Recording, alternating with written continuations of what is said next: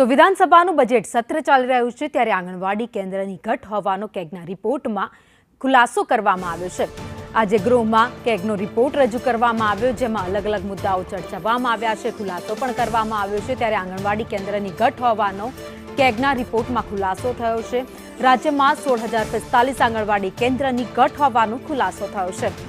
77,77,000 સામે માત્ર 40,34,000 બાળકો નોંધાયા છે।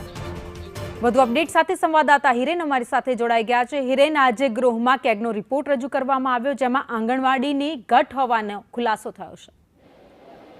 કેગના રિપોર્ટમાં જે ઉલ્લેખો થયેલા છે એમાં આનો વિશેષ એક ઉલ્લેખ છે સંકલિત બાળ વિકાસ યોજના અમલીકરણ પર કેગની વિશેષ છે સામે આવી છે, જેમાં એમણે કહ્યું છે કે રાજ્યમાં 16,045 જેટલી આંગણવાડી કેન્દ્રોની હજુ ઘટ છે।